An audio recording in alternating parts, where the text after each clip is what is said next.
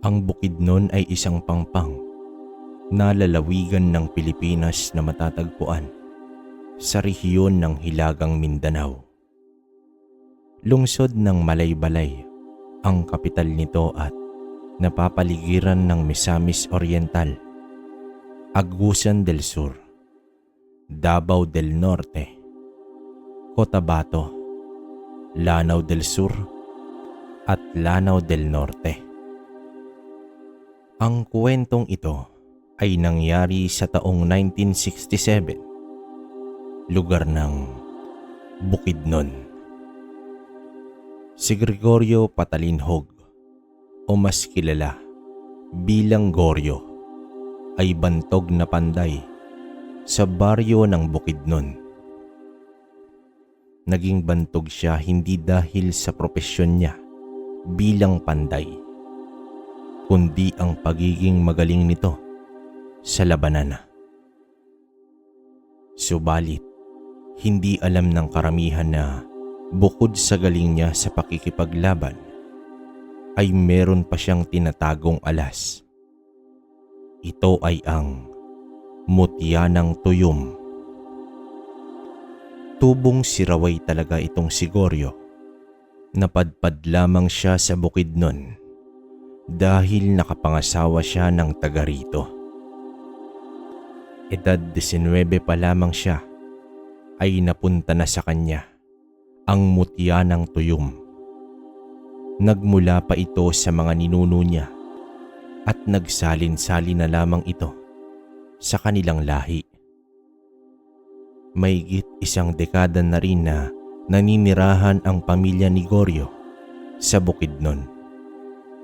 Nakatirik ang kanilang pamamahay sa lupain na minana ng kanyang asawa mula sa namayapa ng mga magulang. At nasa tabi lang ng bahay ang tinatawag niyang pandayan. Subalit ang alitan ng asawa niyang si Divina at ang kapatid nitong si Lucio ay hindi pa rin naaayos. Kinuwestiyon kasi ni Lucio kung bakit mas malaki ang parte ni Divina sa lupa kesa sa kanya.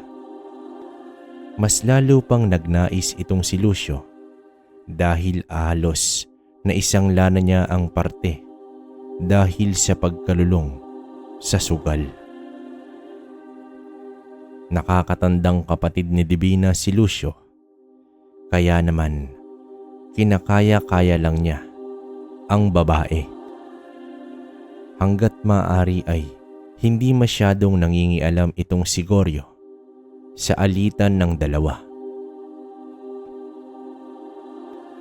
Noong binata pa si Goryo, madalas ang pagsama niya sa kanyang mga kaibigan na kapwa antingero rin.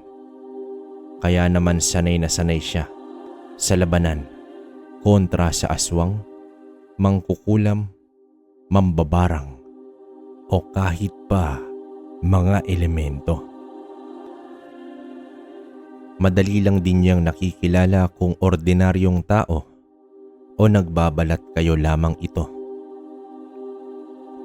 Subalit noong nakapangasawa na siya, ay halos binuhos naman niya ang sarili para sa ikabubuhay ng kanyang pamilya. Kaya nagtayo siya ng pandayan.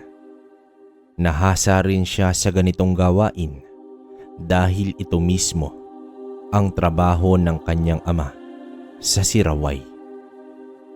Simula noong nasa Bukidnon na siya, may mga nasisipat at nararamdaman na mga masasamang nilalang pero hindi na niya ito binibigyang pansin dahil sa hindi naman siya nito ginagalaw.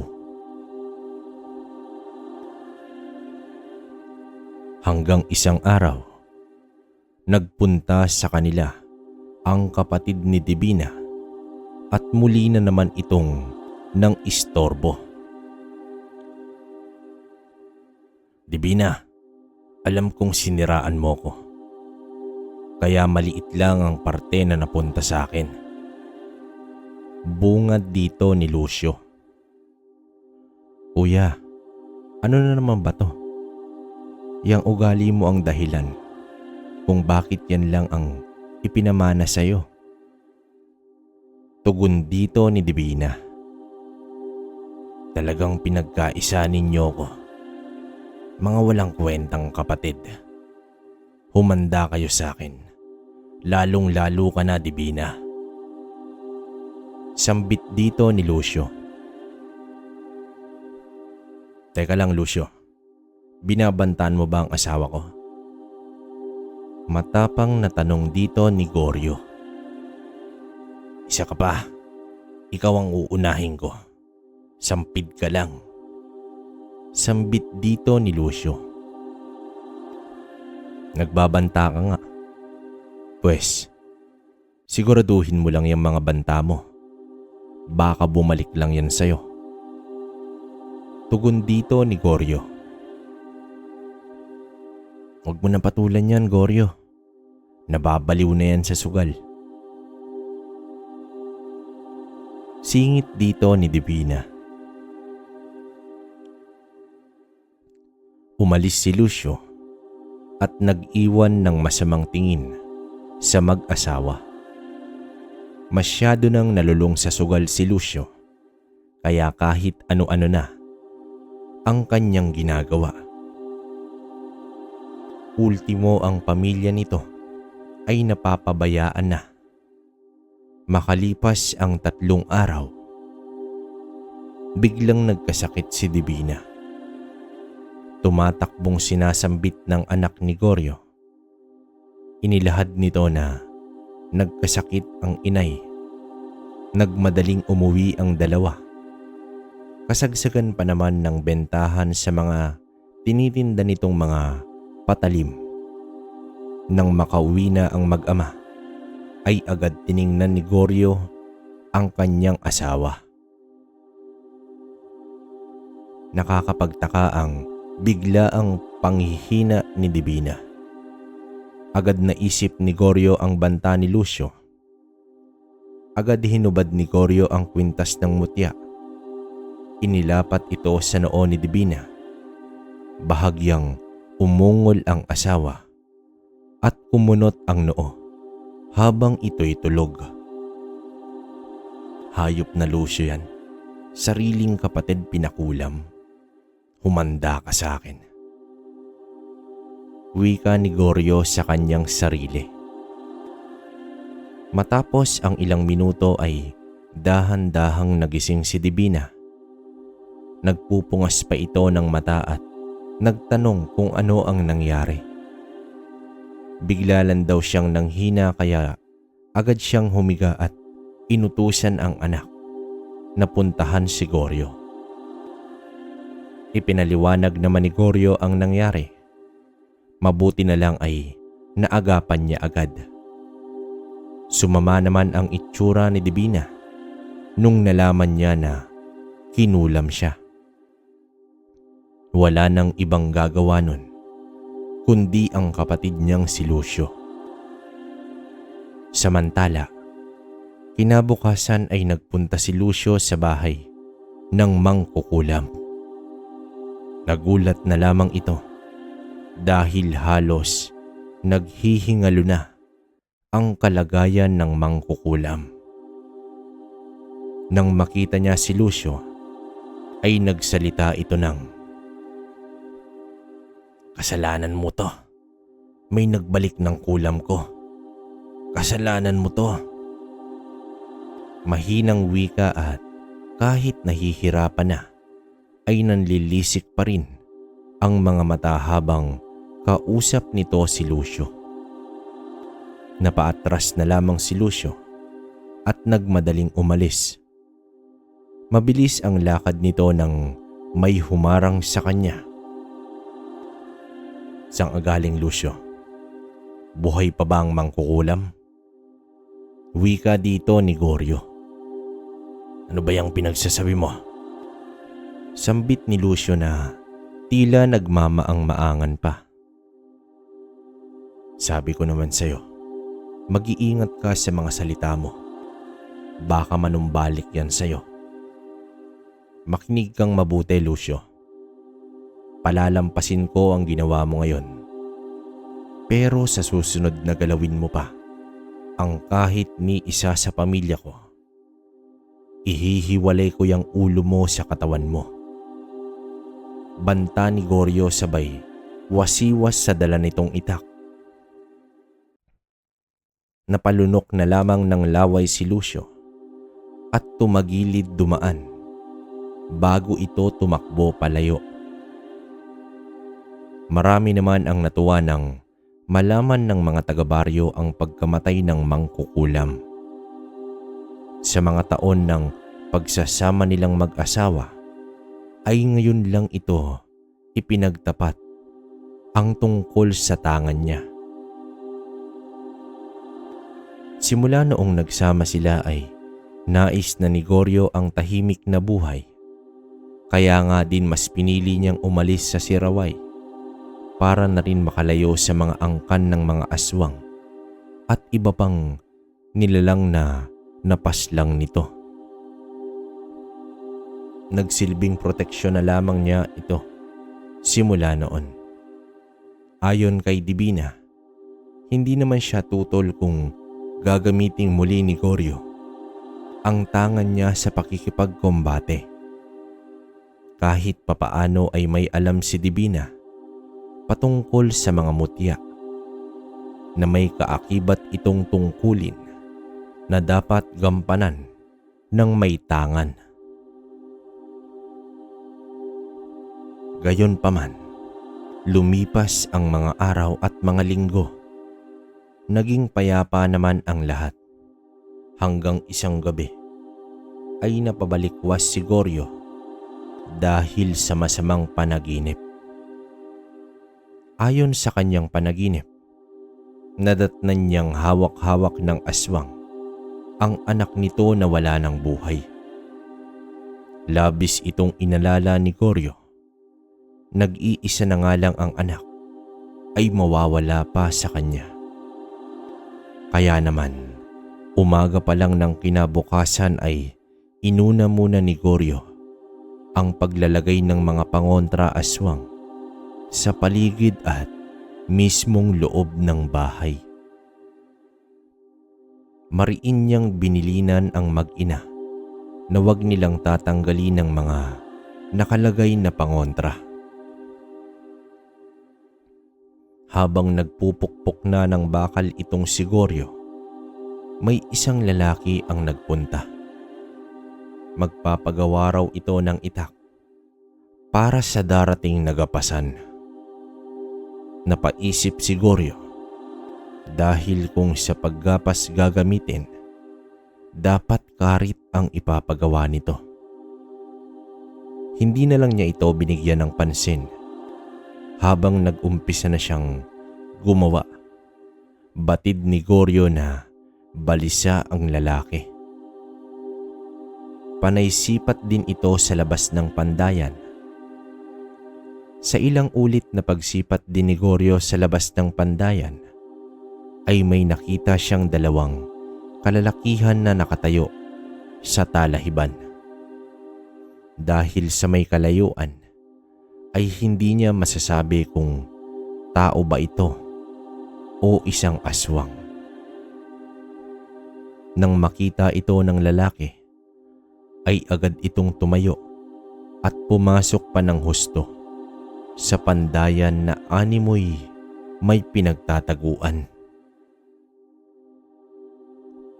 Mawalang galang na, Manong. Kanino ko pa kayo napapansin na balisa? At sino ba yung mga nasa labas? Kasamahan mo ba? Tanong dito ni Goryo. Oo. Kasamahan ko sila sa paggagapas. Sa katunayan, bago lang sila kaso natigilan ang lalaki na parang takot itong ituloy ang kanyang sinasabi. Kaso ano, Manong? Pagtataka dito ni Goryo. Natuklasan ko ang tunay nilang pagkatao. Mga aswang. Kitang-kita ko kung papaano nila pinaslang at kinain ang kaibigan ko. Mangiyak-ngiyak na wika ng lalaki. Ah, kaya pala nagpapagawa ka ng itak, imbis na karit. Sambit dito ni Goryo. Lumabas si Goryo at hinarap ang dalawang lalaki. Nagbitaw ng usal itong si Goryo. Bahagyang umangil ang dalawa at kumaripas ito ng takbo. Sa ngayon, Manong, ligtas ka na. Pero mag-iingat ka pa rin palagi. Huwag kang mag-aatubili na itagayang itak na yan sa mga aswang. Sambit dito ni Goryo. Ibinigay na lang na libre ni Goryo ang ginawang itak. Nagpasalamat naman ang lalaki sa ginawa ni Goryo. Subalit, hindi maiwasan ni Goryo ang mangamba para sa kanyang pamilya. Ngayon na nag-umpisa na naman siyang ipakita sa mga aswang ang kanyang sarili. Tiyak, magkakatagpo ang kanilang landas. Parang nakaramdam siya ng konting pagsisisi sa kanyang ginawa. Dahil sa pangambang madadamay ang kanyang pamilya, ay napagdesisyonan ni Goryo na lipulin ang sinumang madiskubrihan niyang nasa hanay ng kaliwa. Nag-umpisang gumawa ng panibagong itak si Goryo. Sinadya niya ang pagkakagawa na para talaga ito sa mga aswang. Matapos ang 2 araw, ay pinasyalan niya ang gapasan na sinasabi nung lalaki. Nasipat niya ang 2 aswang na masaya pang nakikihalubilo sa mga tao. Habang nakadistansya naman ang lalaking nagpagawa sa kanya ng itak. Pagsapit ng gabi, ay inabangan niya ang 2 aswang sa daan. Nagkubli siya sa itaas ng puno. Masayang naglalakad ang mga tao dahil sa laki ng parte na ibinigay ng may-ari ng sakahan. Nasipat niya na nakadistansya ang 2 kalalakihan sa mga ito. Nagpahuli ito sa paglalakad at nakangiting nakatutok sa mga tao.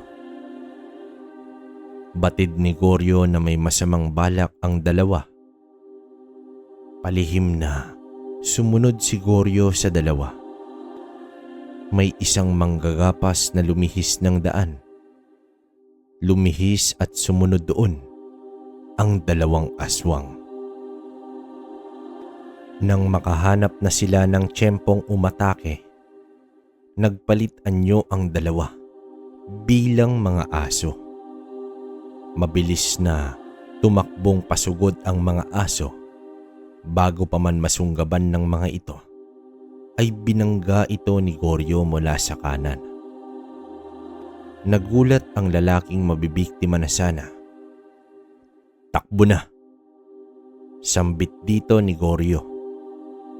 Habang ang 2 aso ay nakatayo na at nag-akmang susugod.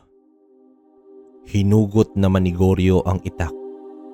Sabay na sumunggab ang mga aso.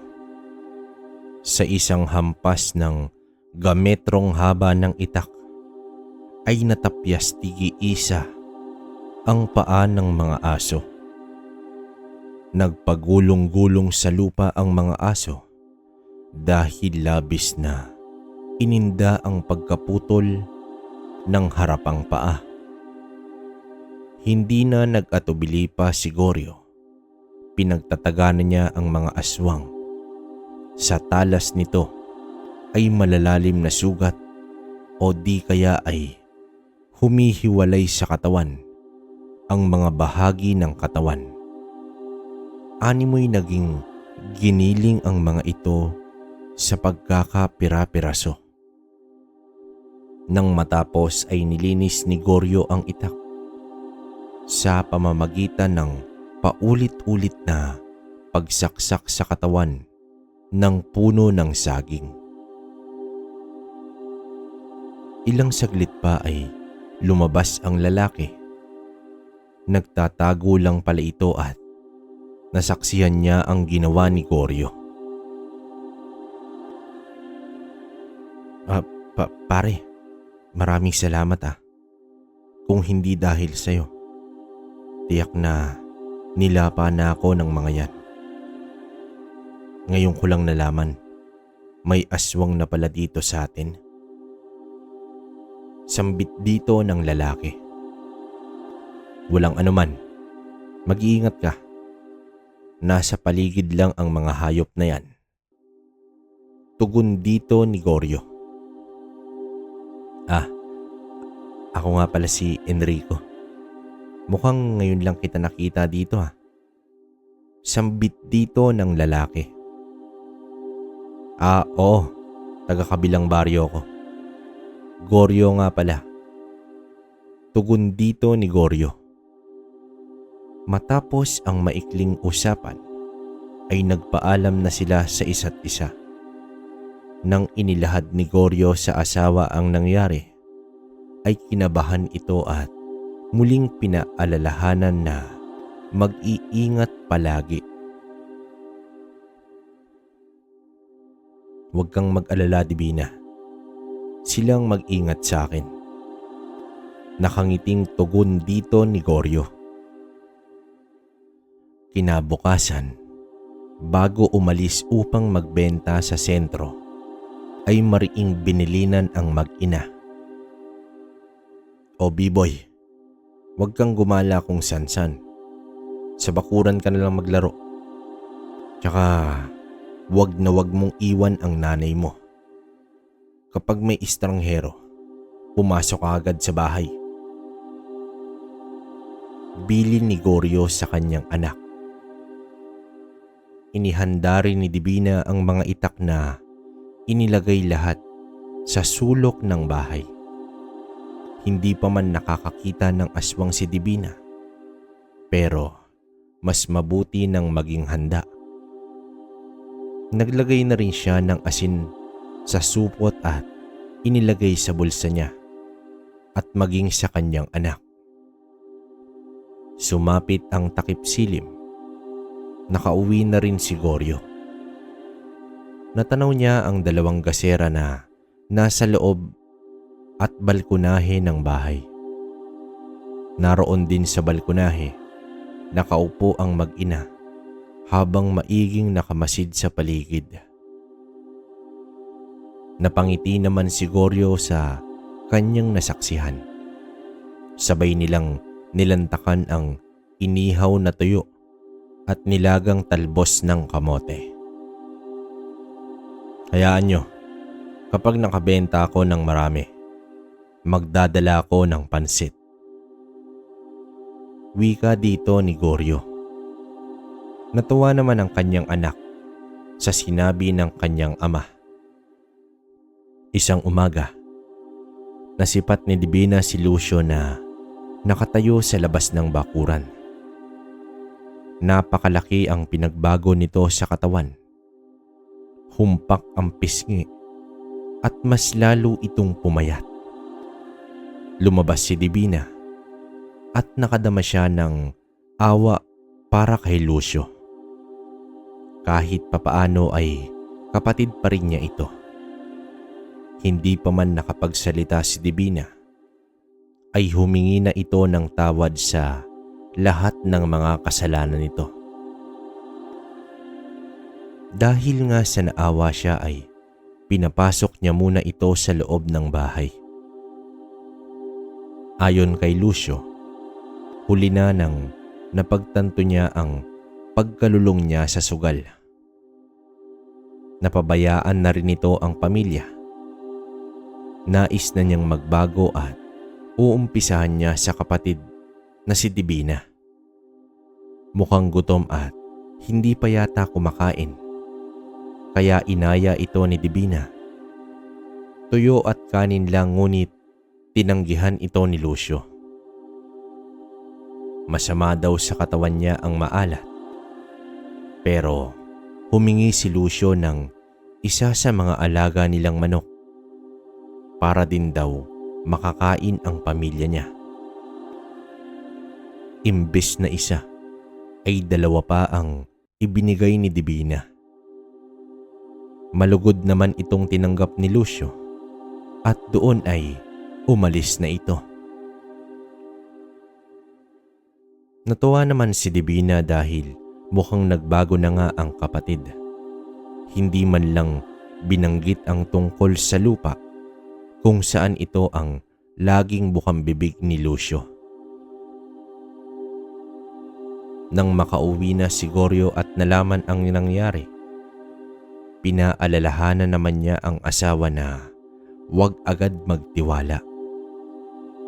Sa haba ng panahon ng alitan nila ay bigla na lang itong bumait.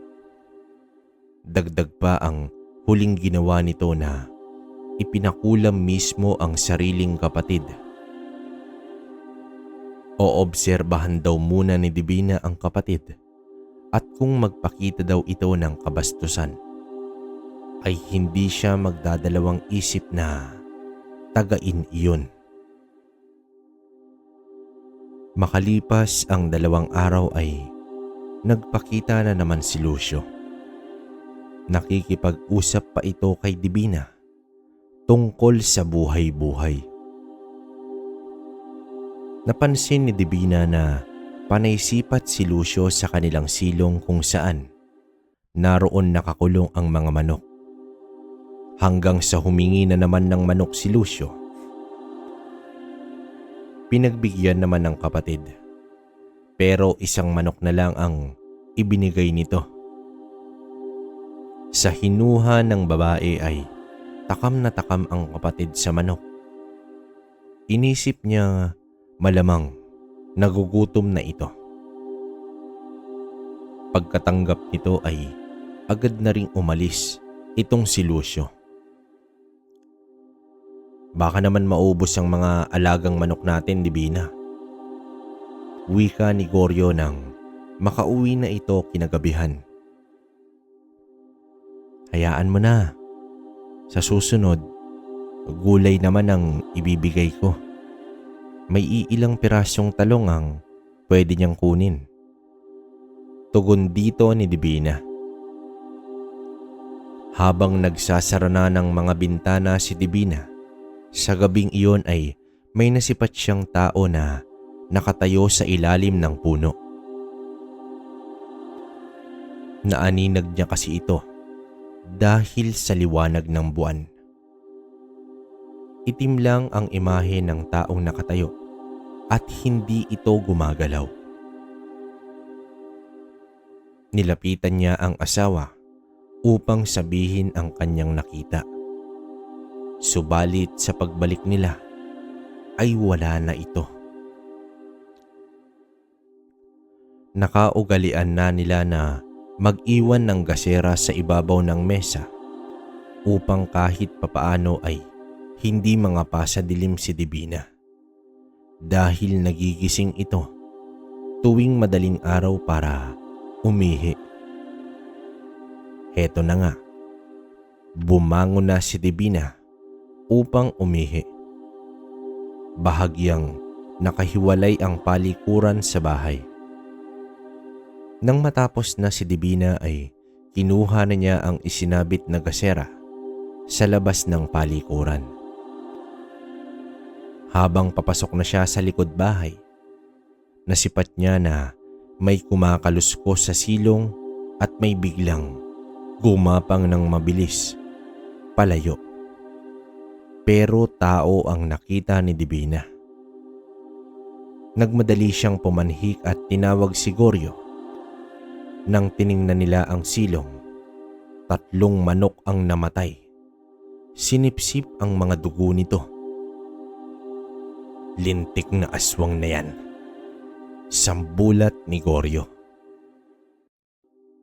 Inlibing na lamang ni Goryo ang mga manok sa likod bahay.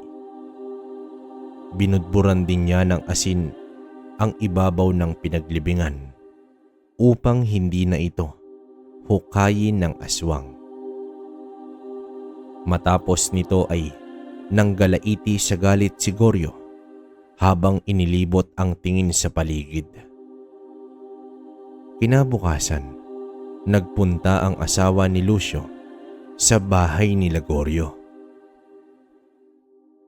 Alam kong hindi maganda ang nangyayari sa inyo ni Lucio. Pero kung saan-saan na kasi ako nagpunta, ilang linggo nang hindi umuuwi ang asawa ko. Malungkot na sangguni ni Criselda. Labis naman ang pagtataka ni Divina dahil akala niya ay umuuwi si Lucio sa pamilya. May dala din itong manok sa bawat pag-alis sa bahay. Hindi magkatugma ang salaysay ni Criselda sa mga sinasabi ni Lucio. Parang may mali sa nangyayari. Sige Criselda, kapag nagawi rito si kuya, agad ko din sasabihan na hinahanap mo siya. Sambit dito ni Divina. Isang hapon, parating na ng bahay ang mag-ina. Galing sila na naglaba sa ilog. Dumiretso agad si Divina sa likod bahay upang isampay ang mga damit. At nang may makita siyang tao, nakaupo sa lupa at kumakain ng buhay na manok. Natigilan si Divina sa nakita nang biglang lumingon sa kanya ang tao. Puno ng dugo ang muka at may nakalaylay pang bituka ng manok. Sa takot ni Divina ay naibato niya ang batya sa aswang. Dali-daling pumanhik ng bahay ang babae at kumuha ng itak. Isinara ang pinto at sinigawan si Biboy na huwag nang lumabas. Nanatili ang dalawa sa gitnang bahagi ng bahay. Bit-bit ang itak habang hawak ang anak. Umaangil na ang aswang na naglilibot sa bahay. Naghahanap ito ng kanyang mapapasukan. Sinipat ito ni Divina sa siwang at laking gulat niya dahil si Lucio pala ang taong iyon. Napatakip na lang ng bibig si Divina habang niyayakap ang anak. Inaamoy na rin ni Lucio ang dingding, senyales na hinahanap nito ang mga tao sa bahay. Naku Goryo, nasan ka na ba? Mahinang sambit ni Divina. Hanggang sa sumuong sa silong ang aswang. Doon ay isa-isang nilapan ni Lucio ang mga manok. Mula sa siwang ng sahig ay pinagtutusok niya ng itak ang aswang. Kinuha naman ni Biboy ang asin sa kanyang bulsa at ibinuhos sa silong. Nangingisay ang aswang sa bawat tumatamang asin sa kanyang katawan. Hindi pa nakontento si Divina. Lumabas na ito ng bahay. Isinukbit sa tagiliran ang itak at kumuha ng isang bagakay. Pinagtutusok ni Divina ang aswang sa kabilang bahagi ng bahay hanggang sa makalabas ito ng silong. Kasunod nito ay ang walang habas niyang pagtaga habang binabato naman ni Biboy ng asin ang aswang. Tuluyan ng tumakbo palayo ang aswang.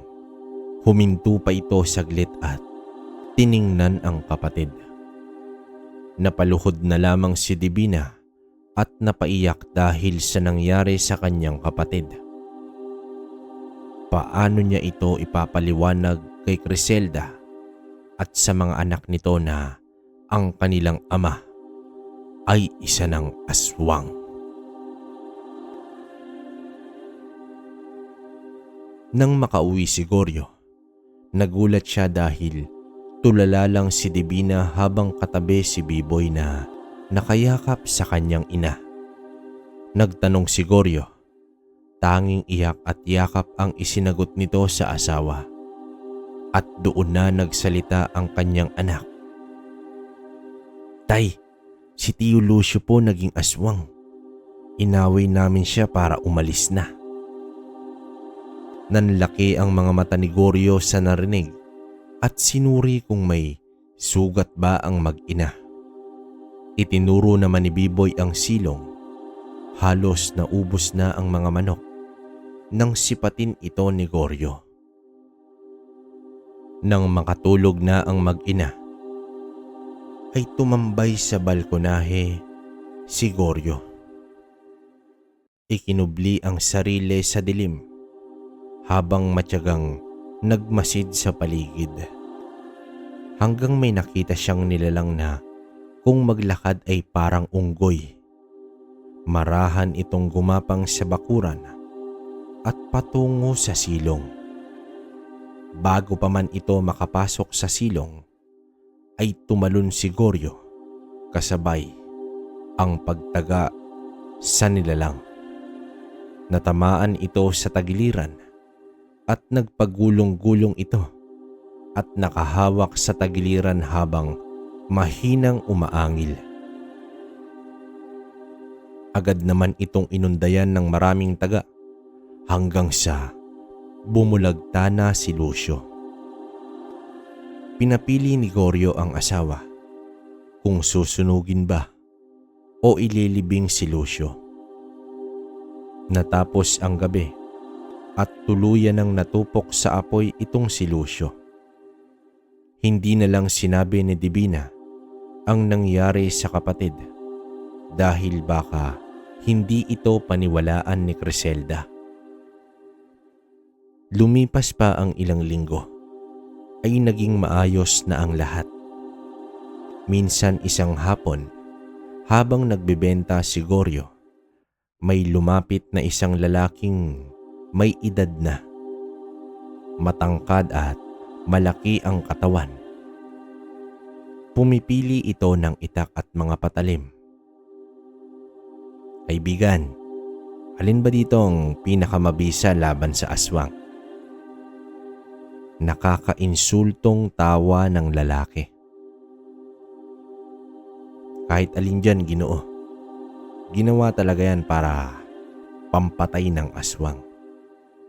Sambit dito ni Goryo. Umalis ang lalaki habang tumatawa. Habang inaayos ni Goryo ang mga nagkagulong ayos ng mga binibenta, ay lumapit ang kaibigang si Oking at nagwika ito ng, alam mo ba kung sino yun, paring Goryo? Sambit dito ni Oking. Hindi eh. Sa katunayan, ngayon ko lang din nakita ang taong yan. Tugon dito ni Goryo. Siya si Armando. Taga-ibang baryo at may usap-usapan na isa daw siyang aswang. Sambit dito ni Oking. Sa isip ni Goryo, hindi iyon usap-usapan dahil totoong aswang iyon. Sa tagal ng nakikipaglaban ni Goryo sa mga aswang, ay hindi na uubra sa kanya ang pagbabalat kayo ng mga ito. May kakayahan din tumukoy ang kanyang mutya kung tao ba o hindi ang nasa harapan niya. Sa di inaasahang pagkakataon, ay narinig niyang pinag-uusapan ang ginawa niya dati sa kabilang baryo. Mukhang pinagkalat ng lalaking tinulungan niya ang nagawa niya hanggang sa may tumawag na sa kanya. Oy, eto pala si Goryo. Pre, balita namin ginawa mo daw giniling ang dalawang aswang. Totoo bang may aswang? Wika ng isang lalaki. Nako pre, hindi ko alam yan. Bakit naman ako magagawi sa kabilang baryo? Sambit dito ni Goryo. Napansin ni Goryo na nakatingin sa kanya ang lalaking aswang na si Armando. Tumitig ito sa kanya at bahagyang napangisi.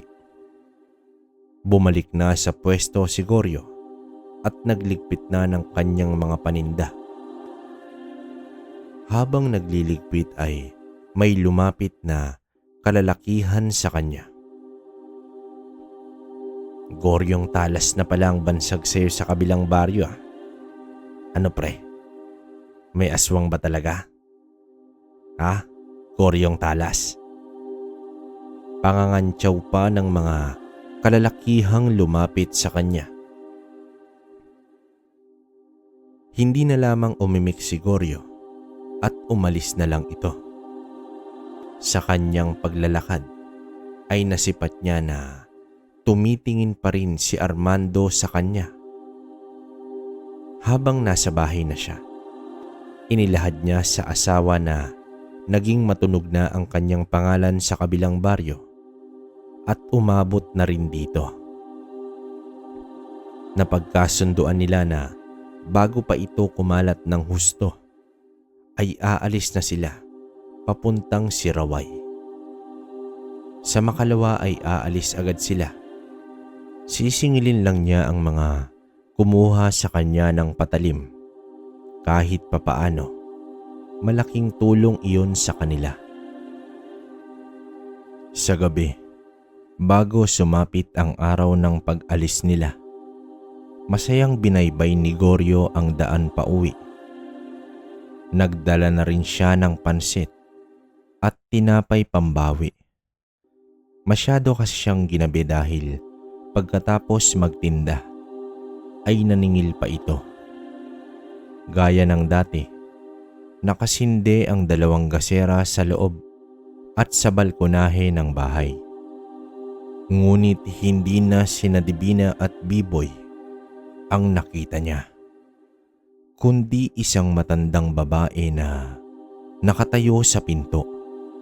Ang mas gumimbal pa sa kanya ay nakita niya si Armando nakaupo sa sahig habang kumakain ng bituka, at ang nasa harapan ni Armando ay si Divina na nakasandal sa pinto. Wakwak ang tiyan at wala ng buhay. Dagdag pa ang anak niyang si Biboy na hawak-hawak ng matanda na wala na ring buhay. Naalala niya ang minsang napanaginipan niya ang eksenang iyon. Nabitawan niya ang dalang pasalubong para sa mag-ina niya. Tila nawalan ng lakas si Goryo. Napaluhod sa lupa at dumaloy ang mga luha sa mata. Kung napaaga lamang siya ng uwi, ay malamang hindi ito mangyayari.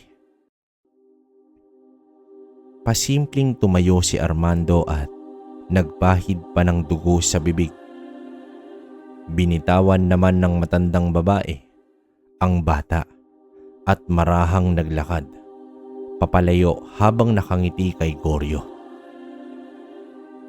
Hindi na nakakilos si Goryo sa mga sandaling iyon. Pakiramdam niya ay sinakluban siya ng langit at lupa. Napasigaw na lamang sa tindi ng emosyon na namutawi sa buong pagkatao ni Goryo. Sigaw ng paghihinagpis at unti-unting napalitan ng sigaw ng matinding galit. Sa gabing iyon ay inilibing niya ang mag-ina sa mismong bakuran ng bahay. Wala nang masasakit pa sa pakiramdam ang ilibing ang sarili mong pamilya.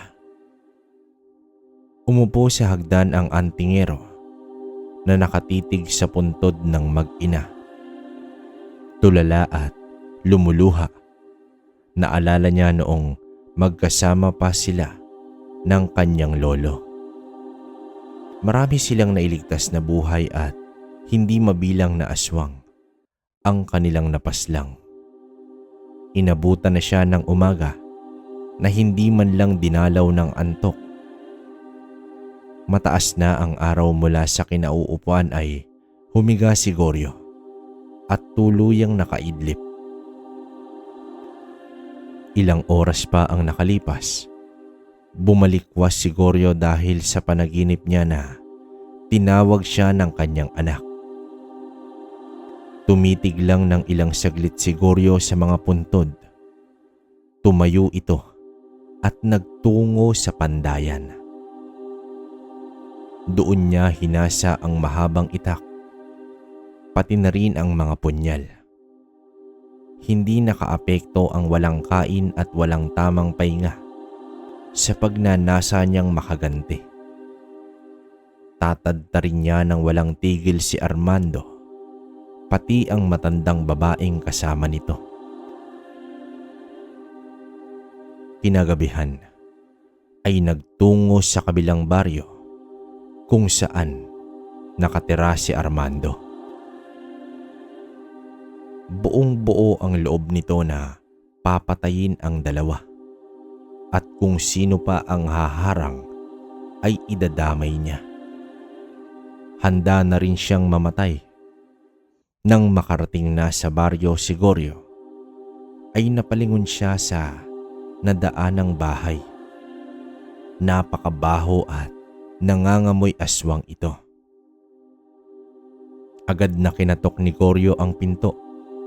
Sa pagbukas ng aswang ay bigla itong napatalon, palayo nang makita itong si Goryo. Agad niya itong inatake, nahawakan niya sabay tutok ng sandata. Saan dito nakatira si Armando? Nanggigigil na tanong ni Goryo. Sa takot ng aswang ay napaamin niya ito. Matapos ituro kung saan nakatira si Armando, ay agaran niyang sinaksak ang aswang at tinapyas niya ang ulo nito.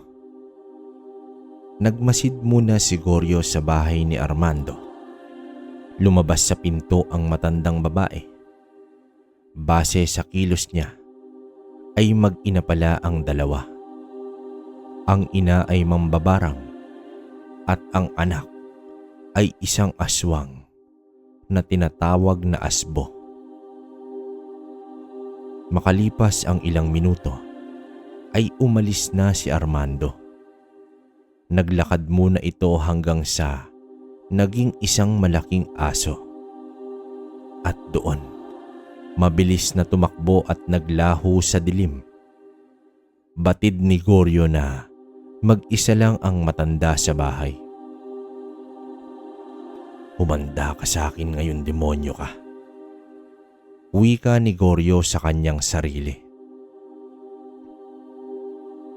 Agad sinipa ni Goryo ang pinto. Nagulantang ang matanda at napatayo ito sa gulat. Nanlaki ang mga mata nito nang makita si Goryo. Bigla namang nag-usal ang matanda at lumabas ang mga iba't ibang uri ng insekto at inatake si Goryo. Nagulat naman ang mambabarang dahil nakatayo lang si Goryo habang inaatake ng mga insekto. Ilang saglit pa, tumigil sa pag-atake ang mga insekto hanggang sa bumaliktad ang sitwasyon. Ang matanda na ang inaatake ng sarili nitong alaga. Nag-usal pa si Goryo at naging mas mapangahas pa ang mga insekto. Nag-umpisa ng pumasok sa tenga, ilong at sa bibig. Daan-daang insekto ang walang humpay na pumasok sa katawan ng matanda. Sumisigaw at nangingisay na ang katawan ng matanda. Ang kakayahan ng mutya ng tuyom ay ang pagbalik ng sumpa ng kalaban na mas higit na mas malakas pa. Hanggang sa wala ng insektong natira. Nakanganga at nakadilat ang matanda na wala ng buhay. Sa pagbalik ni Armando ay bumungad sa kanya ang ulo ng ina na nakapatong na sa mesa. Nabigla at napasigaw ang aswang. at hindi alam kung sino ang sisisihin. Nagmistulang baliw ang aswang sa panggigigil at sa paghahanap sa salarin. Lumabas sa pinagtataguan si Goryo. Tumayo ito sa bakuran nila. Anong pakiramdam, Armando, na mawalan ng mahal sa buhay? Sambulat dito ni Goryo. Goryong talas! Sigaw ni Armando.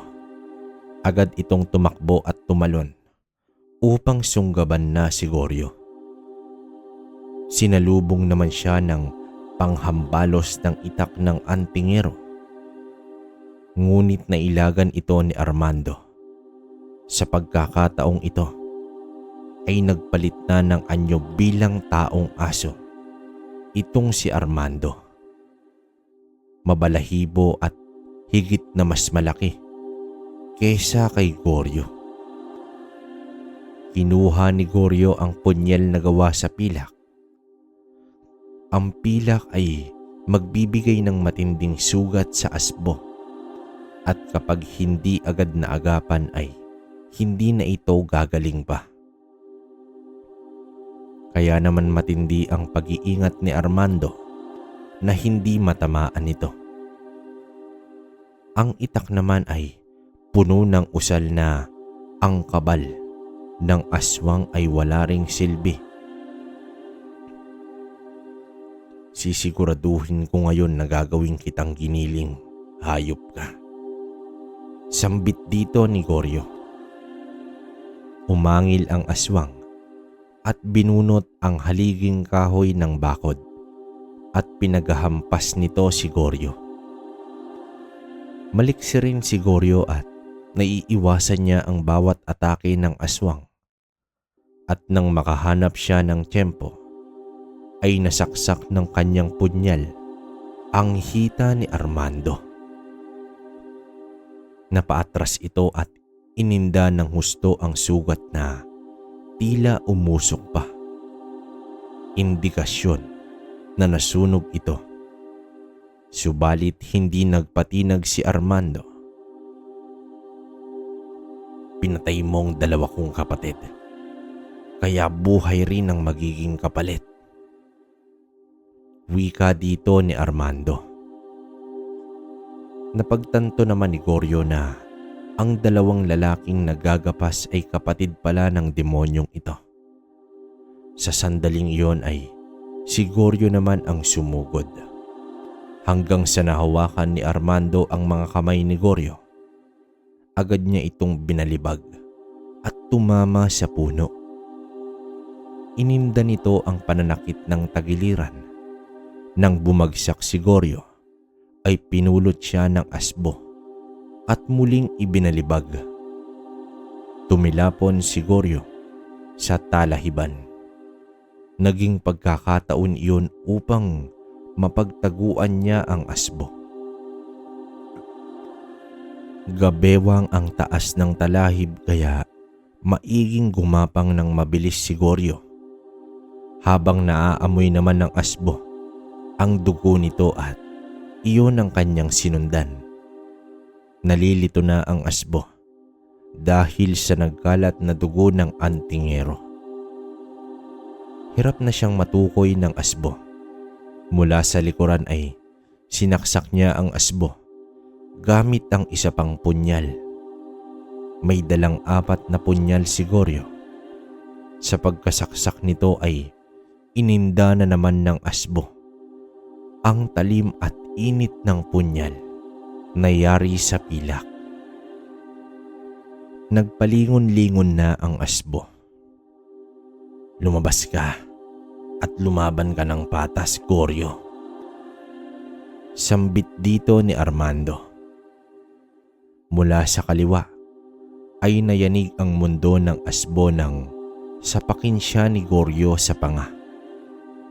Nakatayo pa rin ang asbo na umiikot-ikot pa. Agad din itong sinunggaban ng antingero ng sunod-sunod na sapak at saksak hanggang sa sumulpot sa harapan ng asbo si Goryo.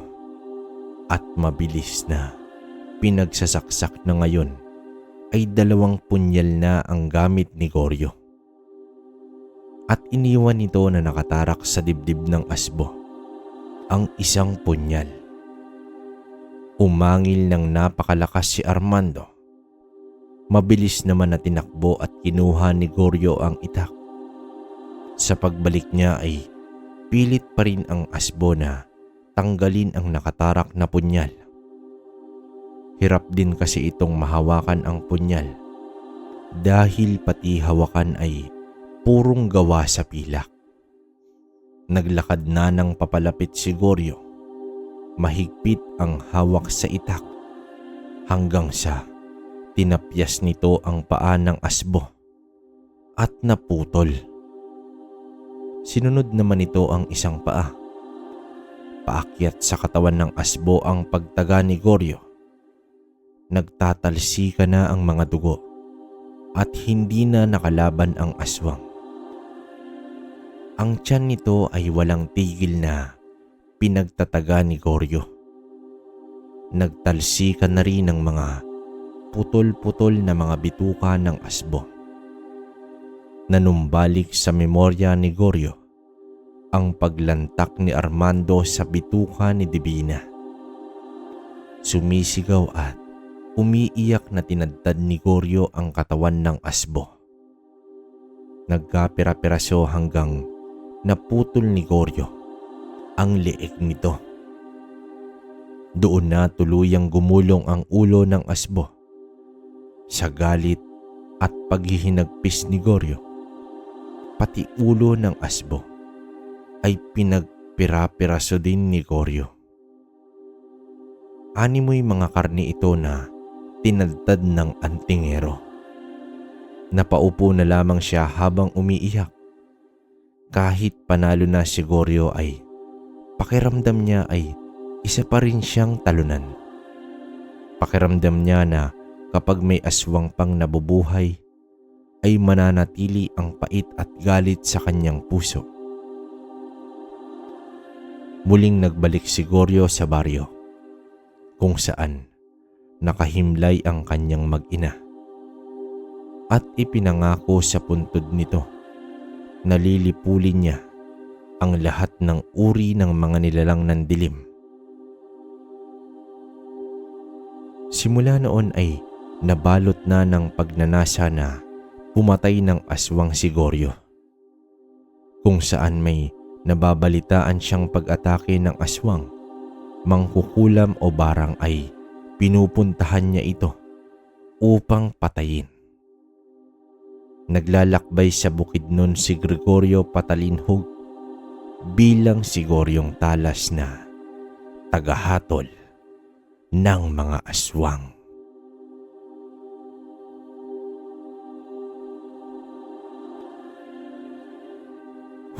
Okay. So, ayun. Hindi siya bitin ngayon, kabaryo, no? Pero, medyo marami tayong mahihimay dito na kwento tungkol kay Goryo, no? Kasi, isipin niyo una pa lang. Siguro, ewan ko lang, pero ako ngayon ko lang kasi narinig tong mutya ng tuyom, no? Parang ang pagkakaalam ko kasi sa tuyom, parang ritual. Hindi ko alam na may mutya pala to, no? Pero grabe yung bisa nito, no? Kumbaga, rebuelta ang laban ng mutya, no? Kakaiba to sa mga mutya na nababanggit dito sa channel natin. Kagaya ng mga bato omo, di ba? Mutya ng saging, di ba? Linta, iba-iba. Pero itong kasing mutya ng tuyom, yun nga, rebuelta, no? Kunwari, parang ganito siya, di ba kanina? Hindi. Oo, tama. Kasi yung una nga, dun pa lang sa una, alam na natin, gawa ng si Lucio. Nawala sa isip ko si Lucio kasi nga. So, pinakulam pala ni Lucio nga si Divina. Tapos, nung itinapat ni Goryo yung mutya, nagrebuelta dun sa mangkukulam, di ba? Yun, so dun pa lang alam na natin na ganun, no? parang ano 'to, eh, hindi ko alam kung nalalapit siya sa dignum o sinukuan, 'di ba? Kasi isipin niyo, hindi siya contact na kagaya ng ginagawa ng iba na papasanibin yung mangkukulam. Hindi. Kumbaga ito direktang rebuelta sa kaharap-harapan, 'di ba? Nakita niyo naman yung ginawa ni Goryo dun sa nanay ni Armando. Nung inatake na siya ng mga insekto, wala lang, nakatayo lang siya. Siguro nag-usal na to si Goryo, no? Hindi lang nabanggit dito sa kwento. Tapos, yun nga, rebuelta nangyari. So, kung ano yung lakas nung epekto nung insekto nung barang, kumbaga na doble pa ng mas triple, no? Hindi natin masabi kasi nga, base sa kwento, grabe yung atake ng mga insekto, di ba? So, dun lang tayo nagbase. Tapos, yun lang, medyo naano lang ako kay Goryo kasi nga, kung hindi niya tinulungan kasi yung lalaki, hinayaan niya na lang namatay, hindi namatay siguro yung dalawang aswang. So, walang buwelta na gagawin tong si Armando. No, yun nga lang, hindi natin alam kasi nga, pwedeng pag nangyari yun, mas manaig yung aswang sa baryo nila. No, mas lalo silang sasakupin. No, so, medyo 50-50 tayo ron sa ginawang pagtulong ni Goryo. Pero, yun nga kasi pamilya niya yung naging kapalit, di ba? Kasi mismong siya, sabi niya, sana hindi niya na lang ginawa, di ba? Pero wala na tayong magagawa, yun na nga. Tapos, ang hindi ko lang maintindihan, sobrang lakas naman nito ni Armando, no? Gawa ng, di ba, naglagay na ng mga pangontra to si Goryo. Nakapasok pa rin, di ba? Well, asin lang naman, saka ano ba yung iba? Asin, saka yung itak. So, babae naman to si Divina, saka wala naman tong tangan. So, ano lang to, normal na tao lang. So, hindi natin alam kung paano nangyari yung kasi dumating si Goryo, wala na. Patay na yung mag-ina niya. No? Grabe lang yung sa part na yun. Doon lang ako medyo kinilabutan, saka intense talaga yung nangyari. No? Pero overall sa akin, alam nyo na, 10 out of 10 pa rin to. No, alam naman natin na walang pagbabago sa ganun. Mas grabe yung hindi, no, mas grabe to, no. Hindi ko ma-compare sa kwento natin na kay Marshall Magat tapos dito kay Goryong Talas. Kasi si Marshall Magat ang namatay siya mismo. Ito kasi asawa ni Goryo. So, hindi natin alam kung parehas may kurot, di ba? So, yun. Wala na akong kumbaga wala na akong masabi rito sa kwentong to. Overall, nandito na. Intense, tapos yung bakbakan nila. Grabe rin yung ginawa ni Goryo, no? Goryong Talas, no? Magpapanday. So, talagang nasa hanay siya ng manggagawa ng mga patalim, no? Yun nga lang, ang gamit niya lang is mutya, tapos hindi rin sinabi kung anong usal. So, hindi rin naman siya bumanggit dito na nagtataas siya ng kabal o kunat sa katawan, di ba? So, yun. Feeling ko purong mutya ng tuyom, napakalakas nito. Tapos, yun lang, yung punyal na gawa sa pilak. Alam naman natin na yan talaga. Number 1 na mas mabisa yan, no? Kumbaga, mas mataas na uri ng kagamitan yan kaysa dun sa buntot ng pagi, di ba? Yun nga lang, kailangan itarak mo talaga. Kung normal kang tao, siguro 40% lang na magagawa mong makalapit sa aswang, di ba? So, kasi syempre, babalutin ka pa rin ng takot, di ba? So, ayun. Yun lang yung komento ko. Pero kayo, kung may komento kayo kay Goryong Talas, comment nyo sa baba tapos babasahin natin yan. Nga pala, di ba nag-upload tayo kay Marshall tas hindi ako nakapag-reply? Bali, ganun na lang yung gagawin natin, mga kabaryo, no? Kung hindi man ako makapag-reply, magsha-shoutout na lang ako sa inyo. Siguro yun nga, alternate kasi gawa ng hindi naman natin hawak yung oras talaga eh. Kasi syempre may ginagawa rin tayo, di ba? So ito, mag-uumpisa tayo. Grabe ang dami na ito. Pero paano natin iumpisahan to? Dito, sige. Tata Rosales, shoutout sa'yo, Boss Tata. Shifter Place, yun. Elizabeth Bulibol, from Greece, ingat po. Si Ramonita Verdugo, sinayana, yon. Ang dami nag-pledge sinayana kasi nga tungkol kay Marshall yun naman talaga. Maski ako nakaramdam ako ng konting, hindi yung konti, talagang kumurot sa puso ko to si Marshall eh. Di ba? Kasi nga grabe rin eh. Tapos si Hilario Patra Hasmin, no? At yung dalawa natin na members, no? Na sina Ma'am Roslyn Dalopera, yun. Salamat po. Ingat kayo. At si Ma'am Basilio, si Cherry May. Cherry ba? Ma'am Cherry. Hindi nag-comment si Ma'am eh. Hindi ko alam. Si James Makig-Angay. Yun, shoutout sa'yo. Cheddar Lou Beltran, salamat po. Si Boss Brain Omega, yan, ingat. Nasa work daw siya yon. So, karamihan, no, nasa trabaho talaga pag nakikinig sa atin, no. Kaya ingat kayong lahat, no. Shakira Bartolome from Malaysia, yon, ingat po, ingat. At si Ma'am Jenny Golosino, Dubai, nasa Dubai si Ma'am. Si Agtang Bianoan from KSA. Ano bang KSA, kabaryo? Ano, part to ng ano, no? Siguro Dubai, no? Hindi natin alam eh. Si Ma'am Arlene Kulsbesa, yun. Lagi siyang nakikinig din sa atin. Suki na natin si Ma'am, no? Lahat ng mga halos siguro 80% ng nagko-comment dito talagang nakasubaybay, no? Marami naman na silent listener lang na ayaw mag-comment kahit hashtag, di ba? Comment kayo kasi ano yan, alam niyo yung issue kay YouTube, di ba? So, kailangan natin na maboost yung comment section na hindi robot lahat, no? Ayun lang, hashtag kwentong baryo, hashtag kwentong aswang. Yun lang, okay na ako ron. Si Ma'am Lenny Lia Sampigan, no? From Hong Kong. Oo, nasa Hong Kong si Ma'am pero taga-ano raw siya, Guimaras Island. Yun, ingat po. At user, salamat. Nora Fe Pajardo. Salamat po, Ma'am Nora. Michael Jason Octaviano, boss. Ang daming region 2. Sanang region 2, boss? No, hindi. Palawi. So, Cagayan to.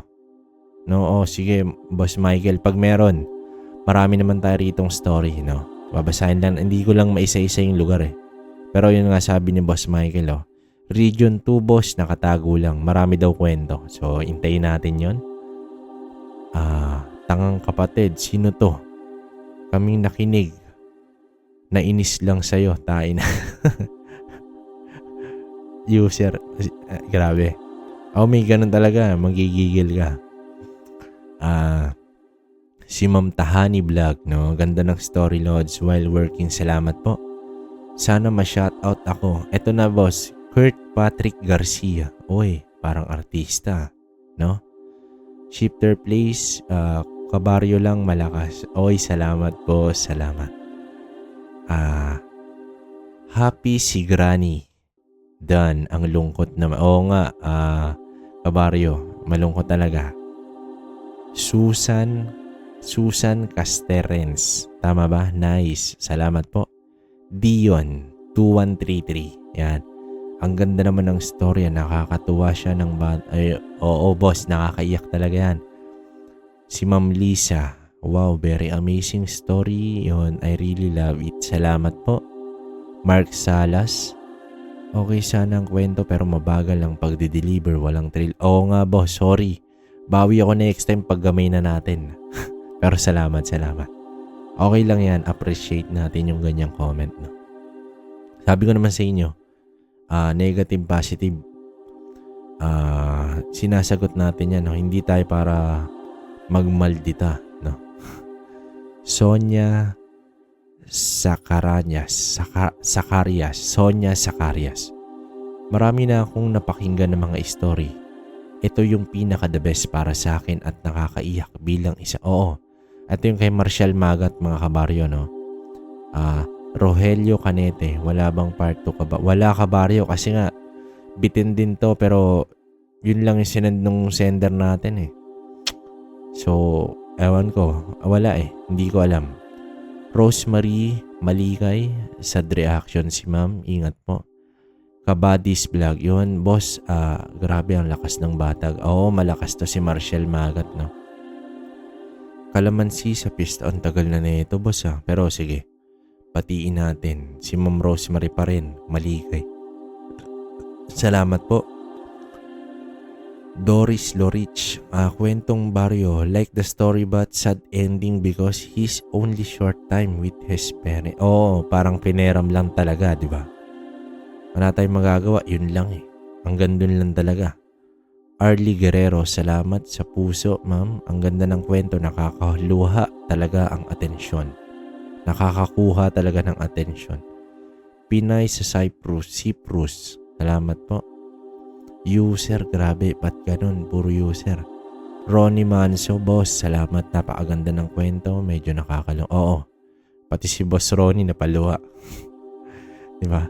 Si Ma'am Charlene Gumansing yun. Salamat, ma'am. Isa rin yan sa mga kauna-unahan natin na subscriber, no? Ako umiyak kasi anak mo tapos basta na lang magpaalam sa isang ina. Oh, grabe yun. Grabe yung tagpong yun. Nakayak talaga, Ma'am Charlene. No? Percy Vanderwerf, good story. Salamat po. Michelle Yola, salamat. Parang Darren De Leon, emotional ang ending, iyak ako eh. Tanong sa akin ni Madam Lesh Ebski, means bakit daw naiyak kasi? Ayon, from Qatar pala si Boss. Oo, nakakayak talaga.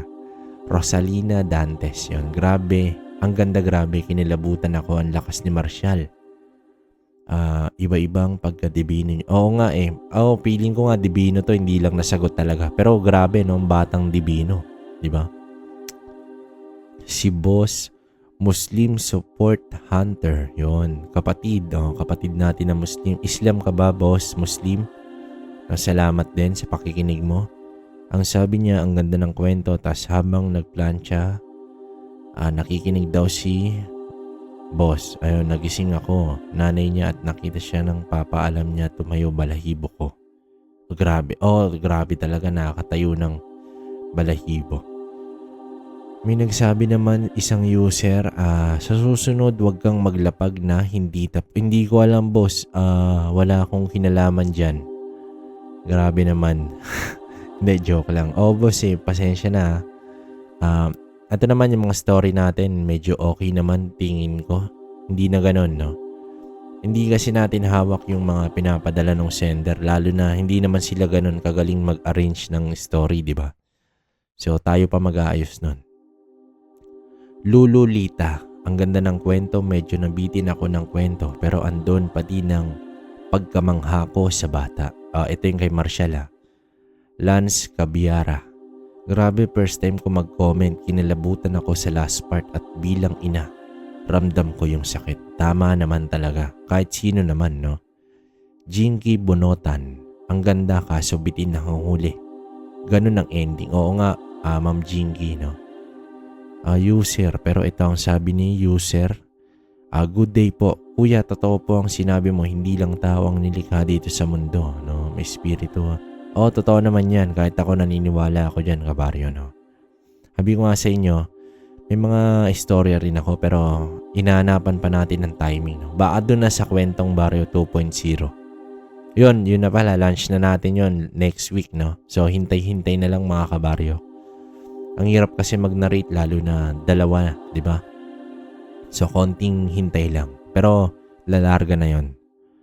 Si Pasiano Padua. Ito na lang ang napakinggan ko na malapit sa tunay na katotohanan. Ito pa lang. Dahil katulad din ng nasa kwento, ang gatunay na nagaganap sa buhay ko lamang ay may Pasiano. Salamat naman, boss. Ingat ka dyan kung hirap, no? Mukhang divino to si Boss Pasiano Padua. Boss, baka naman, di ba? Alma Jornales. Tama ba, ma'am? Good morning dito sa Kuwait, sir. At kwentong bar. Salamat po, ma'am Alma. Cheryl Mipat. Hi from Riyadh. Shoutout sa'yo. Shoutout sa lahat dyan.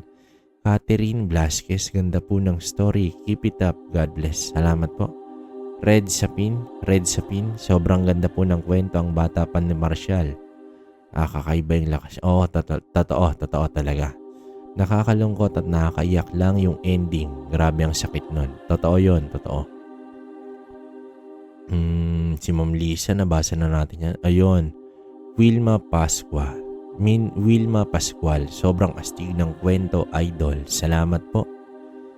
Sa secret listener from Kingdom of Bahrain, shout out po. Wow, may secret listener na pala bukod sa silent, no? Si Ma'am Telma Rodura, shout out po sa iyo, ma'am. Ayun, si Ma'am Arlene Culsbesa, ayun, parang Korean movie raw ng The Wit 2, The One. Abilidad ni hindi ko napanood pero hindi natin masabi, di ba? Rhea Galang, ang ganda ng story. Salamat po. Dan Full Connect, idol from Hansei PM Vlog. Ayun, nagbablog ata to si boss. Subscribe kayo dyan. Hansei PM Vlog. Ayan. Inday ng Paris. Salamat Kabaryo sa comment mo. Grabe ang kwento Kabaryo. Super. Salamat. Salamat din po Ma'am Inday ng Paris. Ingat dyan. Si Boss Charlun Rulan, boss, salamat po. Ingat din palagi, no? Sa pagkakasalaysay ni narrator sa pangyayaring aksidente, ganito yung nangyari doon sa part ng Mindanao ata yun or Negros. Minping, totoo ba boss? Hindi ko alam pero comment ka kung narinig mo to, no? Kung ano man yun, no? Kent Montero, I like it. Tibay ang istorya. Okay kaayo mga Ilonggo da. Padala na kamo da ng kasaysayan sa lugar nyo da. Oy, kababayan. Pero hindi ako masyado marunong. Sonya Anlambid. Ayun, salamat po. Si Ma'am Marilu Matsuda yon. Lagi si Ma'am. Ingat. Lagi siya nakikinig galing work. Ingat Ma'am Marilu. Shout out po from Bahrain, pampalipas oras ko. Rachel Pendon. Ayun, salamat po. Salamat Ma'am Rachel. Geraldine Patricio. Ayun, si Boss Charlun ulit. Tumayo raw yung balahibo niya sa batok. Oo, kay Marshall Maga to. Sobrang lakas niya, Divino. Oo nga yun nga. Ang dami nagsabi parang Divino talaga. Pero para sa akin yun din Siguro 80%, no? Si Ma'am Asil Gumban, no? Na walang mintis din, no? Ma'am Asil, salamat ha. Kabaryo, maulan na gabi sa'yo. Keep safe and okay, God bless din po sa inyong lahat. Jean Sablawon, enjoy sir. Book binasahan. Binabasahan ko raw. Si Ma'am nakakatulog siya. Si Ma'am Jean Sablawon, salamat po. User, sana may part of boss. Hindi ko alam. Filipina Palsario yon. Ingat po ma'am, lagi, no? Si Boss Leo Daban, good PM idol. Thanks sa kwento. Salamat din, boss. Such a very nice story on the family. Nep. Ang gagaling na ng mga kabaryo natin. English na, no? Rowena Gonzalez. Shoutout sa iyo, ma'am. Daisy Espera. Magandang kwento, kakaiba. Salamat po. Paul Jan to. Very my story. I'm listening OFW ng Singapore. Ingat po, marami na kayo dyan sa Singapore boss. Joe Paisan, inabangan ko po talaga ang mga bagong upload mo, idol. Salamat, Joe Paisan, no? Ingat ka kung nasan ka man. At ang huli, hindi pa huli, no? Pero lagi rin natin tong suki, si Ma'am Elsa Constantino. Magandang hapon po, sorry at na-late sa pakikinig. Super busy po sa dami ng pasyente. Sorry daw kasi na-late siya. Alam niyo okay yan no? Siguro kada upload natin ng story, kung sino yung unang magko-comment na first, mamimigay tayo ng freebies, no? Hindi pa naman ngayon, pero siguro doon na lang para walang tampuhan sa iba, di ba? Game kayo? Pag game kayo, comment kayo ha. Edgar De Castro. Siguro ang pwede ko ibigay yung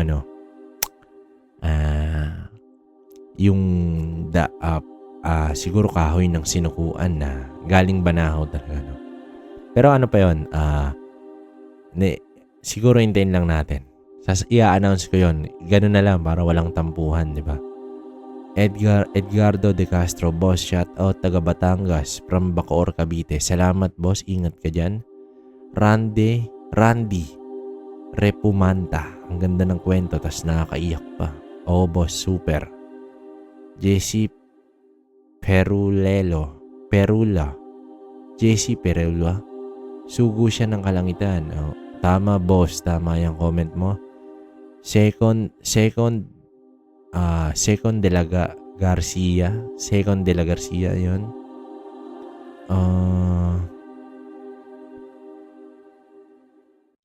Pinadala, boss. Pinadala. Oo.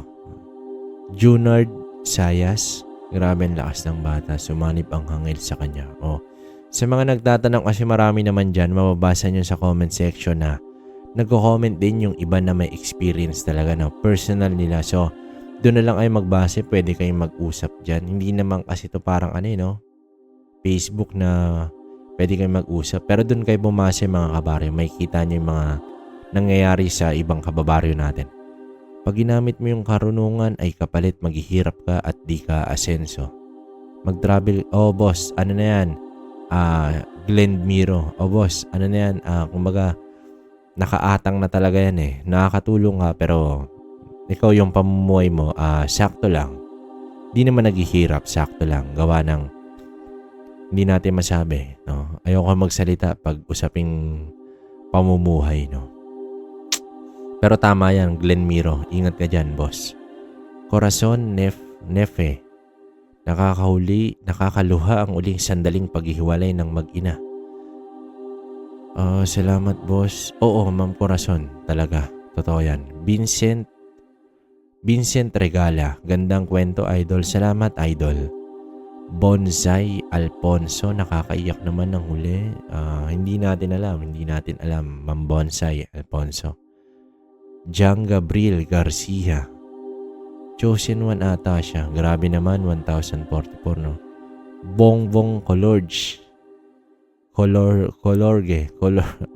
Boss Bongbong, Hindi ko mabasa, wag kang magalit, pero ang ganda ng comment mo. Talagang tinapos. Salamat po.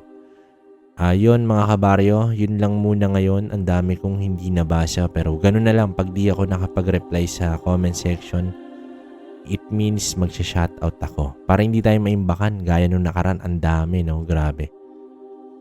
May pahabol pa.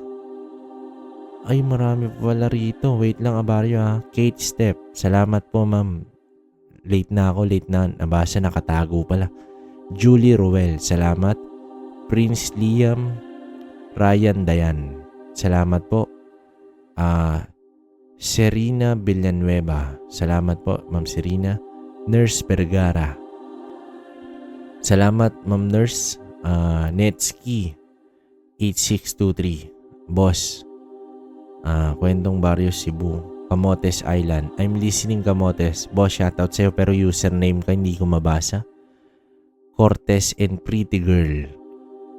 From Vancouver, Canada. Ingat dyan, madam, sa Canada, no?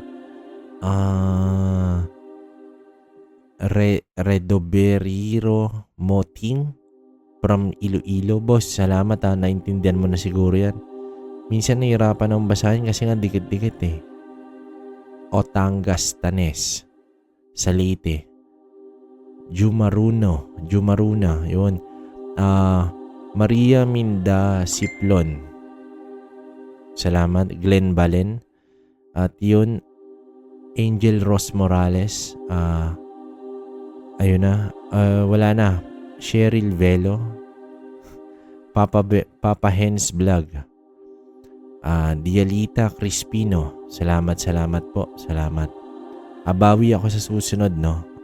Siguro bukas o kaya sunod bukas. So kaya yun lang muna, mga kabaryo. At yung natin, yung second channel natin na ang Kwentong Baryo 2.0. Next week yon, no? Lalabas natin yung mga kwento. So, dito muna kayo. Bali, magkasunod naman na oras yan kung sakali para 2 times a day nyo mapakinggan, no? So, yun lang muna. Kung may komento kayo, comment kayo sa baba at babasahin natin yan. Hanggang sa susunod na kwento. Maraming salamat.